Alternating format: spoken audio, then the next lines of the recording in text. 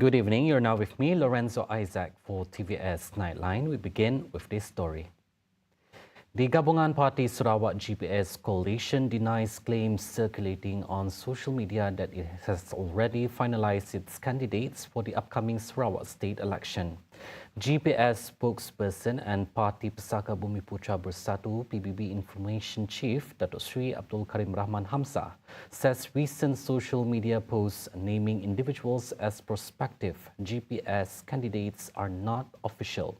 He stresses that the ruling coalition has yet to decide on its lineup of candidates, adding that the clarification is necessary to avoid confusion among party members and supporters. Karim says GPS appreciates the posts as a sign of public support, but emphasizes that any announcement on candidates will be made through the coalition's official channels. The next Sarawak state election is due by April 2027. GPS currently holds 80 of the 82 seats in the Sarawak State Legislative Assembly.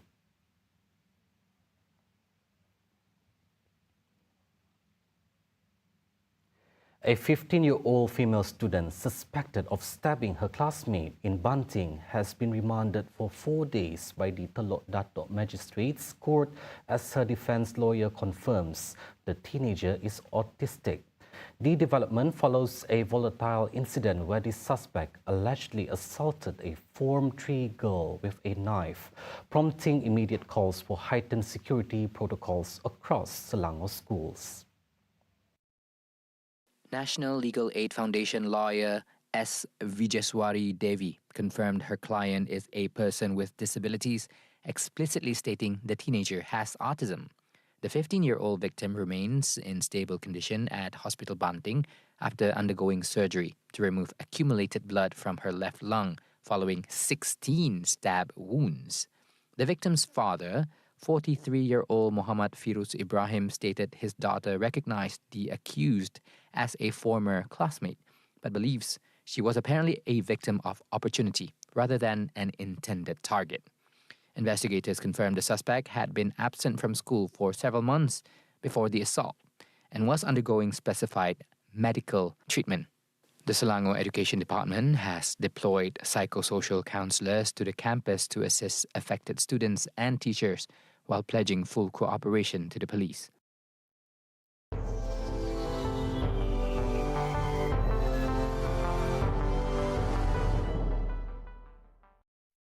Funeral processions for the late Iran's Supreme Leader Ayatollah Ali Khamenei resume as thousands of Iranians continue paying respect to the leader and made massive gatherings in the streets of Tehran. It has been 4 months since he was slain by U.S. forces who conducted an unprovoked attack while peace negotiations were ongoing. During the rally, people were also seen throwing stones at a banner depicting U.S. President Donald Trump's face, later tearing it down as locals call for revenge. RT's Saman Kujuri has the report. Well, over the past 2 days, millions of people took part in formal ceremonies held at the Grand Imam Khomeini Hostel in Tehran, where mourners gathered in vast numbers to pay their final respects. That immense turnout has now carried over into today's procession, spilling out across the capital streets on an unprecedented scale. From the early hours of this morning, millions have poured into Tehran, filling every major boulevard and side street along the procession route. Well, the entire city has been transformed into the vast corridor of mourning, the stretching many kilometers as wave after wave of people continue to arrive. Well, today's procession marks the central moment in several days of nationwide formal ceremonies. At times, the procession nearly comes to halt due to the sheer size of the crowd surrounding it. Well, the diversity of those gathered is unmistakable. Well, men from different religious, faith, and political backgrounds, as well as different ethnicities, are standing side by side. The entire family of joint parents lifting their children on their shoulders, elderly mourners in wheelchairs, being guided carefully through the crowd. Well, the atmosphere is the same and charged. Waves of chants ripple through the streets, with many renewing their allegiance and others voicing anger over the circumstances of the killing, creating a constant sound that echoes across the capital. It's been 4 months since the news of his martyrdom reached me, and my voice is still raw from choking back tears. But today, I'm here, raising my flag and the portrait of my beloved leader to vow to the world that I will never abandon his path. We must seek revenge for our martyred leader. We are with the grieving people. They killed our imam, they killed our friends. We will soon take revenge for them, and we will not let them live on earth while we remain in mourning. We can't speak to enemies of Iran because we went to negotiate several times and they eventually martyred our leader. In my opinion, our only conversation with them should be war because they do not understand us in any other way. Today we have come to give him our last word. Today we have come to tell him that his path will continue forever. Today we have come to tell him that we, the youth, will continue the path. We will not let your blood be shed in vain. We will not let your killers have a moment of peace. We will take your revenge even if it takes forever. What you are witnessing here today is not only fueled by the defining national moment. Salman Khoury, RT, Tehran. 2 explosions rocked Syria's capital, Damascus, during a landmark visit by French President Emmanuel Macron, leaving at least 18 people injured. The blast occurred near the Four Seasons Hotel where Macron was staying, but the French leader was already en route to the presidential palace for talks with Syrian President Ahmed al-Shara and was not at the hotel when the explosions happened. Syria's Interior Ministry said one bomb was planted inside a parked car, while another was hidden in a garbage container. Both detonated as security forces were preparing to dismantle them. Witnesses reported hearing a powerful blast before seeing smoke rise near the hotel as ambulances rushed to the scene. Despite the attack, the French presidency said Macron would continue his visit, the first by a Western European leader to Syria since the fall of Bashar al-Assad in 2024.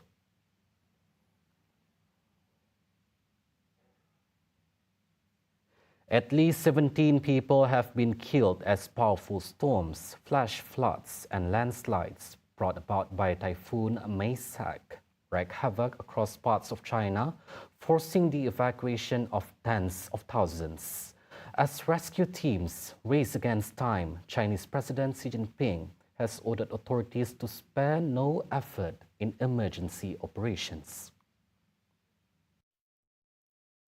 In central Hubei, violent thunderstorms, gale force winds, and reported tornadoes claimed 11 lives and left more than 330 people injured.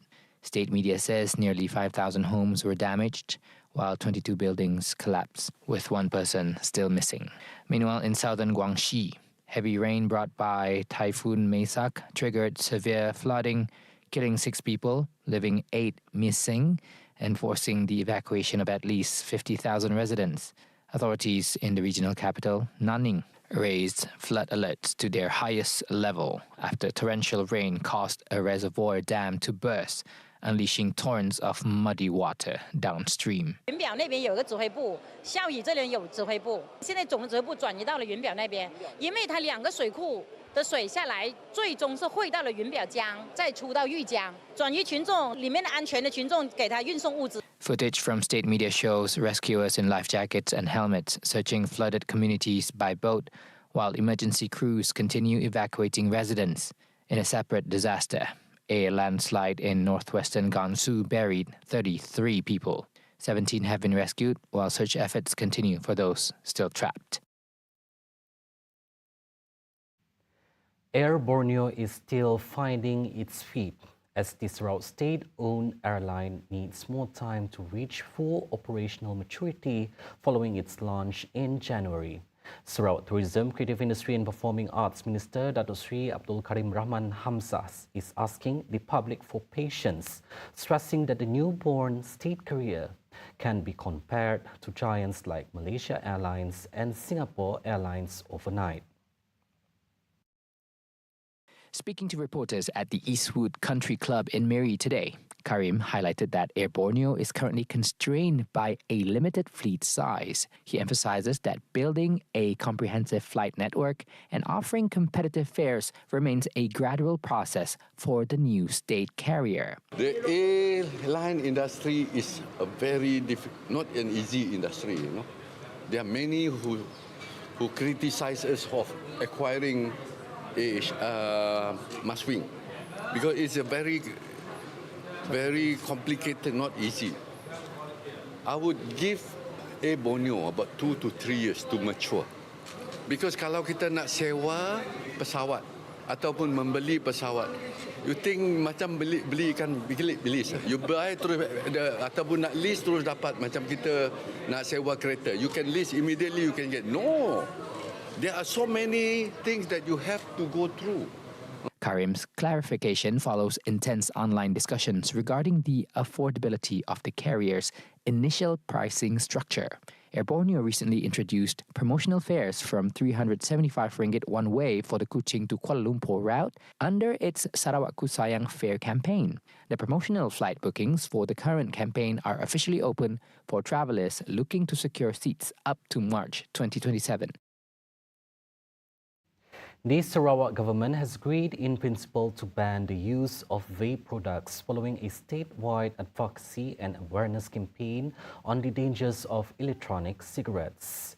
Minister for Women, Childhood and Community Wellbeing Development, Datuk Sri Fatimah Abdullah, says the proposed ban will only be implemented after comprehensive public awareness efforts on the risks and dangers of vaping. She says the government wants to ensure that all segments of society, including school students, university students and local communities, are fully informed before the proposal is brought back to the Sarawak Cabinet for further consideration. It is vaping, it is a gateway to illicit substance ini, a gateway. Maka kita melihat ianya sebagai satu isu yang perlu kita tangani secara serius ini. Dan seperti yang saya telah maklumkan sebelum ini, kita juga telah kita telah membentangkan isu vape ini di MMKN pada 18 September 2025 dan secara prinsipnya kerajaan negeri bersetuju bahawa vaping ini perlu diharamkan. Cuma sebelum itu kita perlu menjalankan satu program ataupun aktiviti untuk meningkatkan lagi kesedaran tentang bahayanya vaping ini.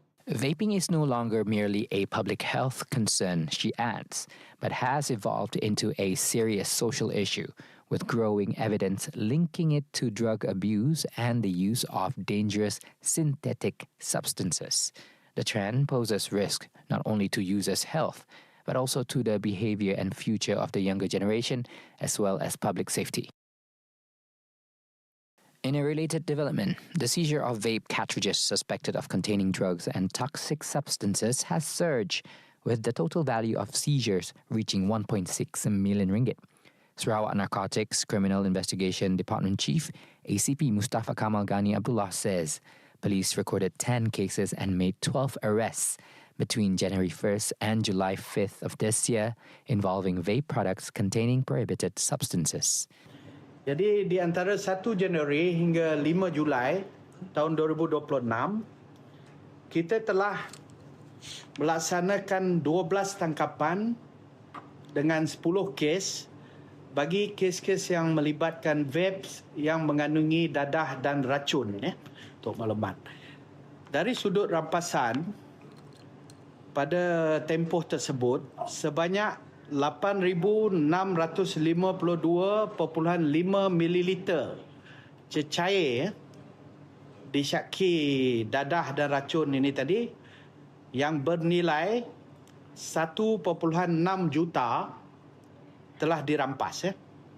Telah dirampas. Dan ini secara perbandingannya pada tahun lepas, pada sepanjang tahun lepas kita hanya merampas 2,968.8 mililiter.